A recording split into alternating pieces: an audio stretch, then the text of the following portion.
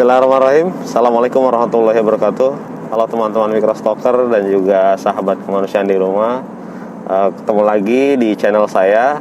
Hari ini kebetulan saya diminta untuk melakukan validasi dari kantor saya. Buat teman-teman yang belum tahu, saya bekerja di Komite Kemanusiaan Indonesia, salah satu lembaga sosial kemanusiaan lah yang salah satu fungsinya membantu masyarakat yang membutuhkan. Ini kita nggak ngomongin jualan foto ya hari ini ya, biar nggak bosan teman-teman. Mungkin ini vlog isinya nggak cuma jualan foto atau jualan video atau cari duit di internet lah, tapi kita ngomong dikit tentang kemanusiaan. Memang kan di lembaga sosial ataupun komunitas, kalau seandainya ada orang yang butuh pertolongan, butuh donasi, yang pertama harus dilakukan adalah melakukan validasi. Jadi jangan sampai nanti bantuan itu salah sasaran atau tidak tepat lah. Memang dikhawatirkan nanti akan jadi masalah di akhirnya ketika dana yang dibutuhkan sudah terkumpul, pas mau disalurkan ternyata kurang tepat. Ya walaupun memang ada orang yang membutuhkan, tapi sebenarnya dia masih banyak loh ya orang-orang yang lebih membutuhkan dari dia, misalnya seperti itu. Makanya kita selalu melakukan validasi sebelum membuat kampanye untuk mengumpulkan donasi. Ini kita mau ke daerah Pandeglang. Saya bersama rekan kantor saya. Ini susah di miringin kameranya. Nanti kita ngobrol-ngobrol. Kebetulan saya berdua sama teman kantor. Kita mau ke daerah apa? Cileles di. Oh iya, bukan Pandeglang, di daerah Lebak. Kebetulan kemarin ada satu warga yang inbox di Facebooknya KKI, Facebook kantor, minta bantuan karena dia kecelakaan. Dia kepala keluarga, terus dia kecelakaan. Kita belum tahu nih dia kecelakaan karena apa, sebabnya kayak gimana. Dan dia kepala keluarga, dan sampai saat ini dia belum bisa bekerja sama sekali. Jadi tidak bisa mencari nafkah untuk keluarganya.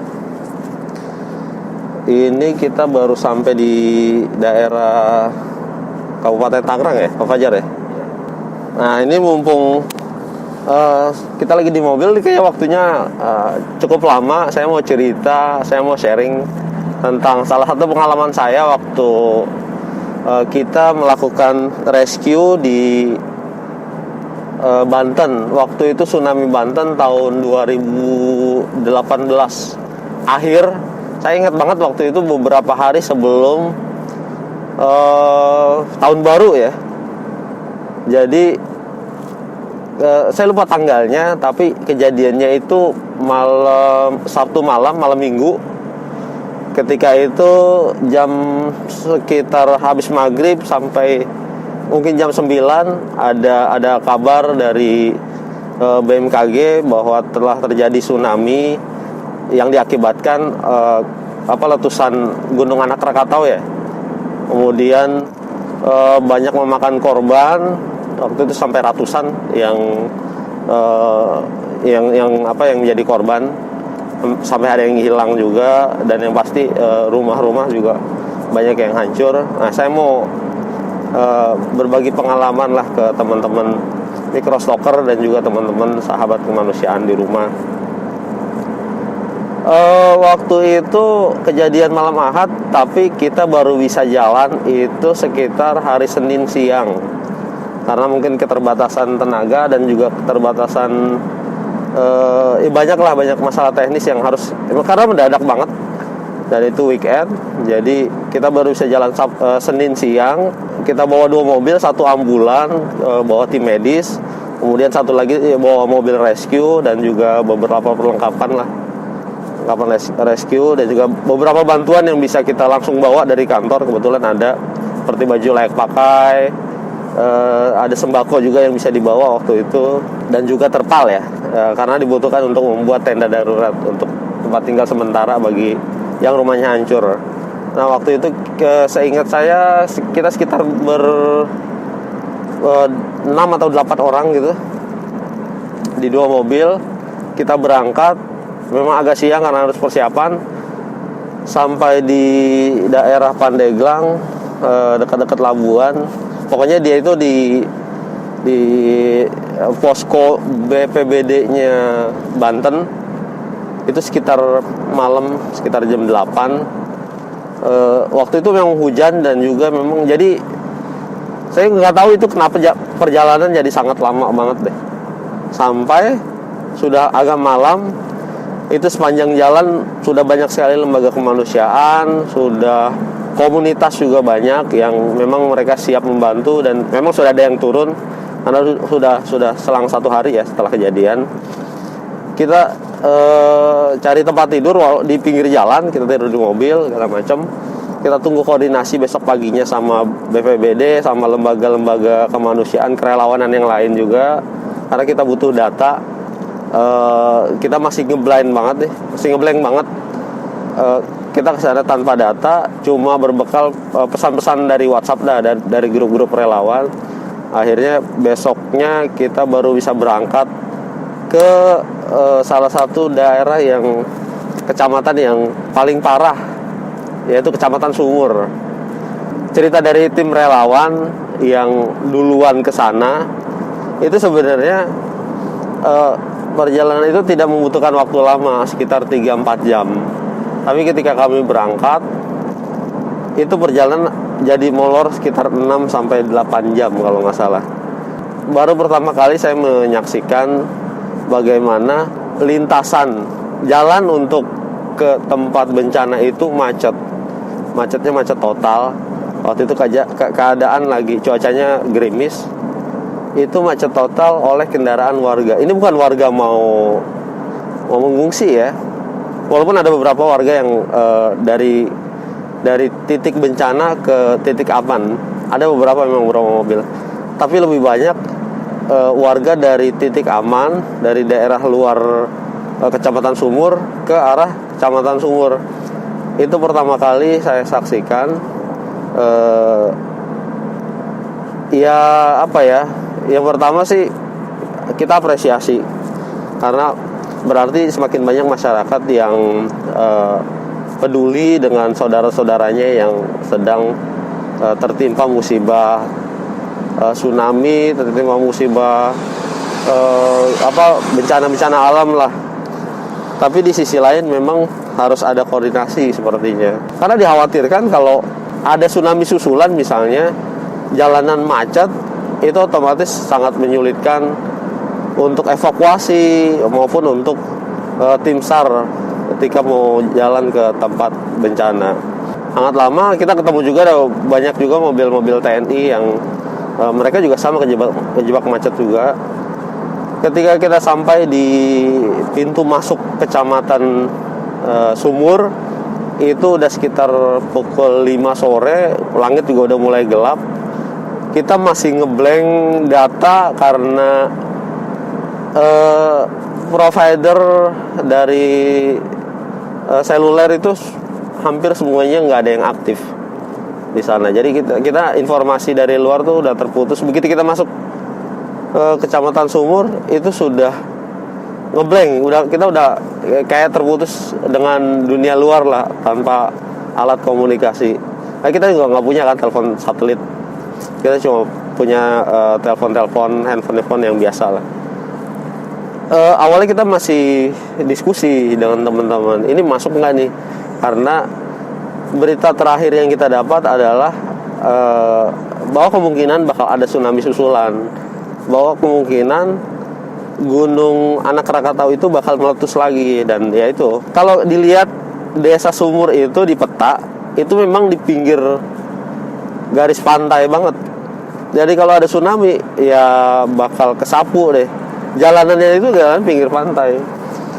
Itu kita diskusi agak lama, tapi karena ya kita sepakat warga di desa-desa di ujung kulon dan sekitarnya itu butuh bantuan, butuh cepat.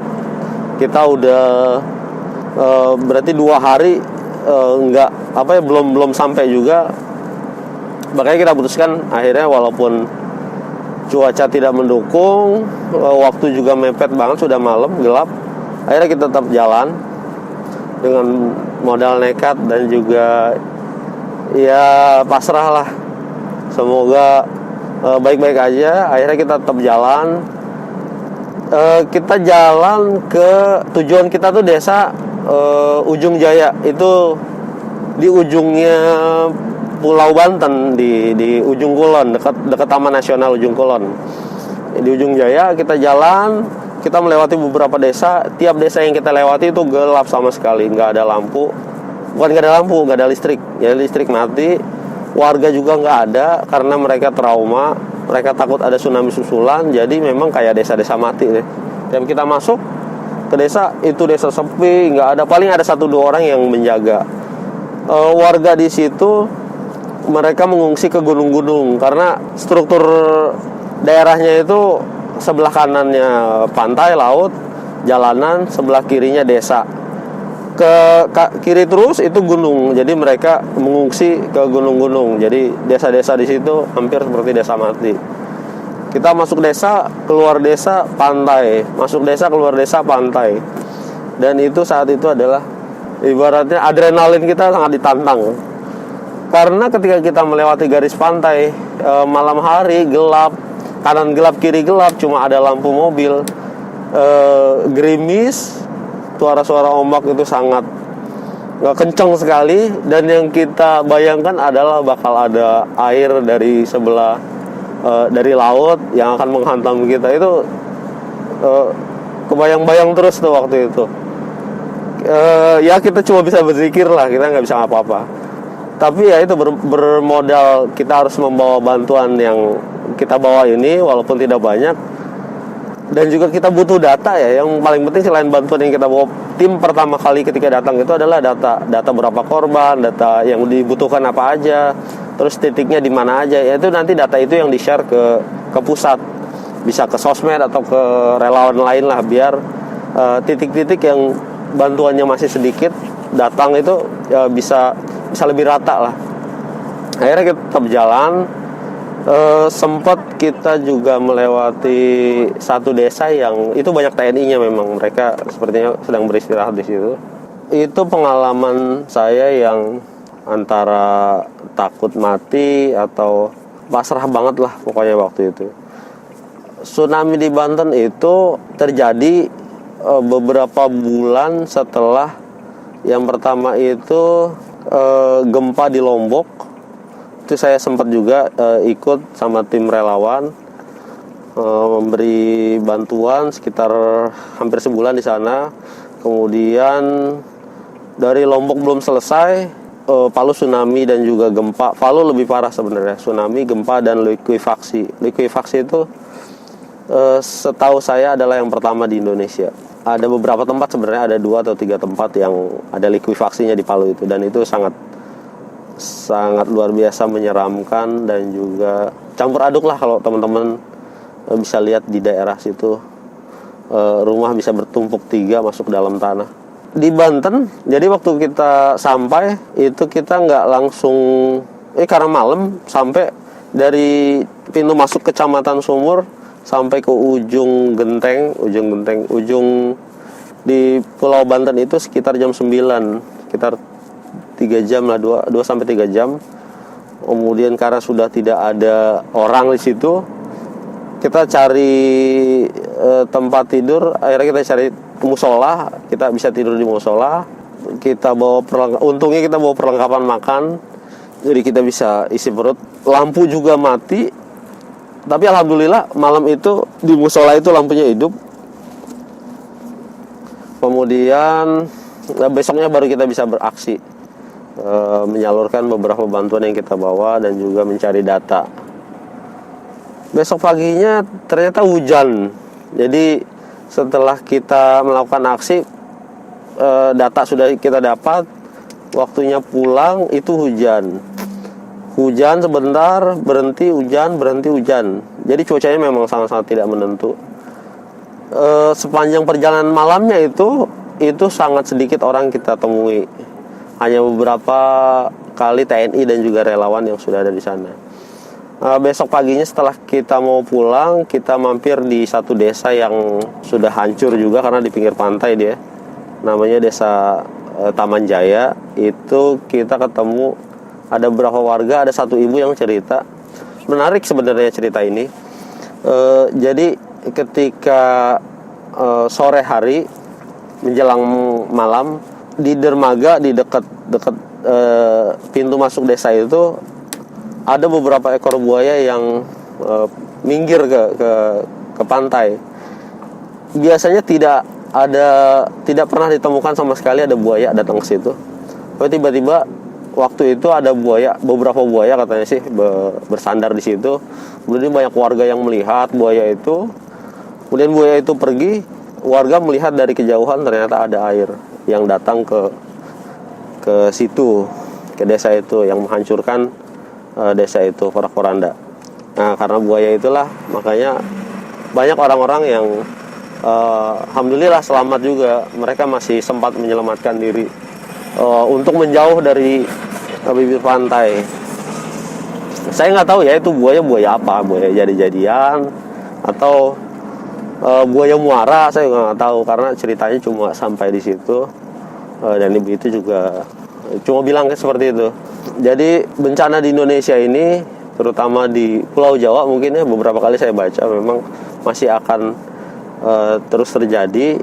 Ya kita cuma bisa berdoa, kita cuma bisa berusaha saling membantu lah dengan apa yang kita punya.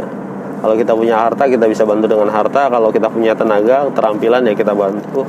Termasuk sebenarnya yang penting juga adalah mitigasi bencana, yaitu apa yang harus dilakukan, mengedukasi masyarakat apa yang harus dilakukan ketika sebuah bencana menimpa di desa mereka. Ya mungkin itu aja sharing tentang tsunami di Banten ya. Saya juga sebenarnya mau sharing yang pengalaman waktu gempa di Lombok, di NTB. Tapi nanti coba saya ingat dulu datanya karena itu udah lama banget. Termasuk di Palu ya. Di Palu, di NTB itu ada kejadian waktu gempa malam-malam. Karena saya ngantuk banget, siangnya harus kita aksi gitu.